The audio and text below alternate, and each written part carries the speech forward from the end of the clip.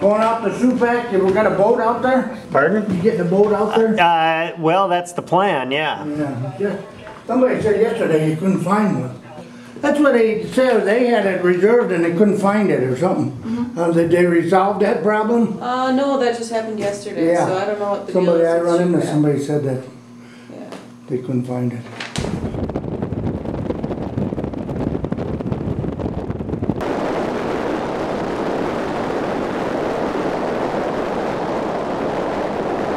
Okay, so here we are at the trail leading to Shoepack. It's probably a couple of mile walk. Off we go.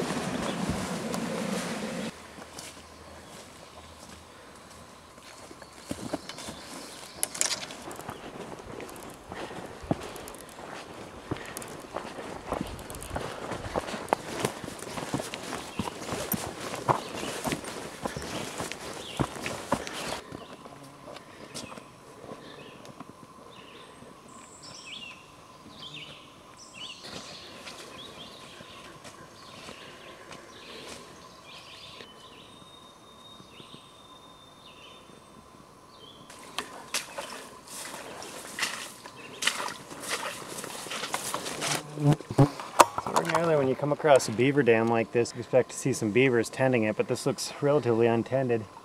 Got some leaking going on. You know, it's an interesting finding, but you know, maybe the beavers are just taking a day off. I don't know. It's amazing how sturdy this thing is.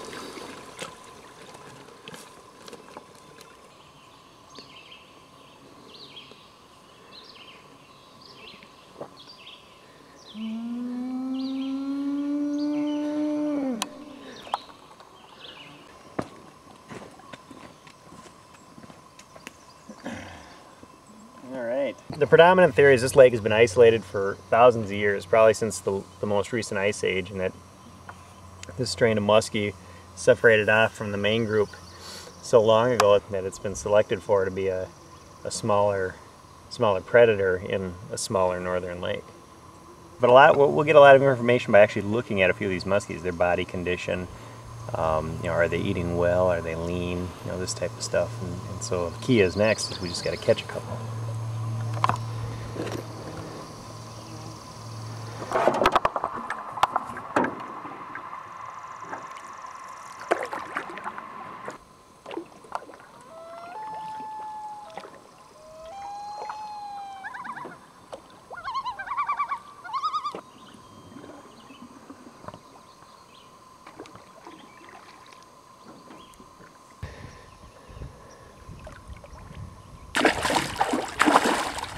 Oh, he's angry.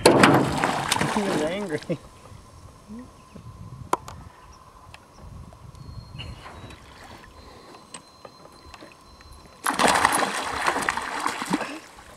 Oh, God. One man hit you. Oh.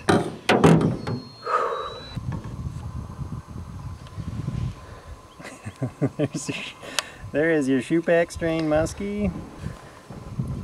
What you can see by this is very well fed. That's consistent with our theory that we've got one uniform population size that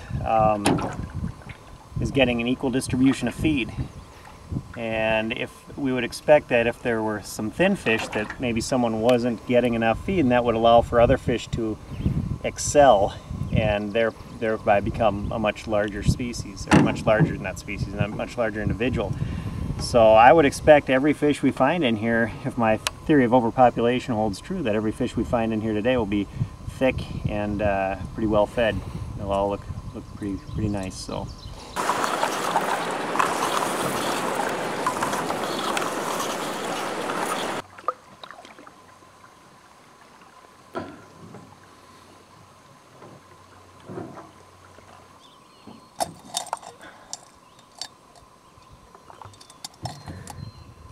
Let go, little man. Gotta let go.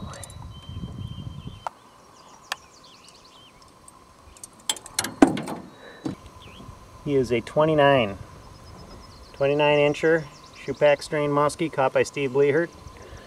Again, we notice the thick size. And there he goes.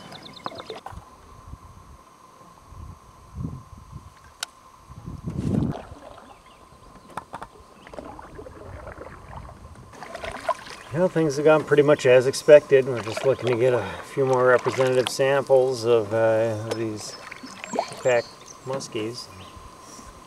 I think, other than the absence of the beavers, couldn't explain that, but you know, it's pretty straightforward.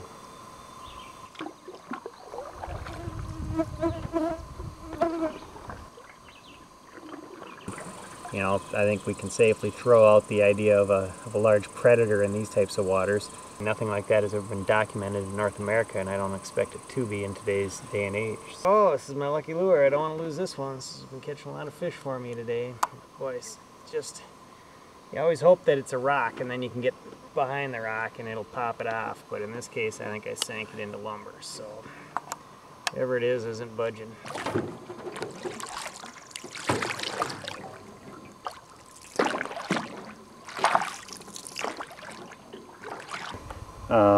This is what the Shoepack muskies are eating right now. These are the bait fish. This is a white perch, and this would be the next strata down from the fish we're catching, which are the Shoepack muskies.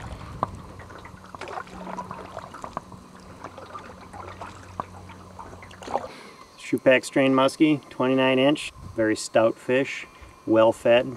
Notice the lack of definitive bars on the color pattern that you might find in your Leech Lake strain. This is much more of an olive green with less defined markings.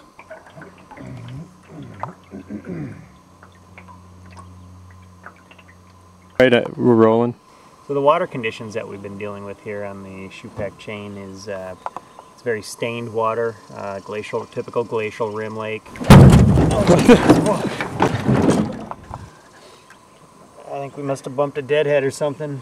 Well, that'll wake you up. These canoes aren't the sturdiest things in the world. Maybe that's a cue that our day is coming to an end.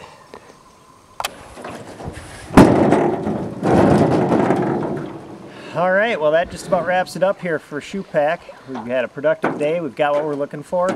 Now we're looking forward to getting home, getting some food in our bellies. So if you don't mind, Steve, could you give me a hand with this? Yeah, sure, hold on. All right.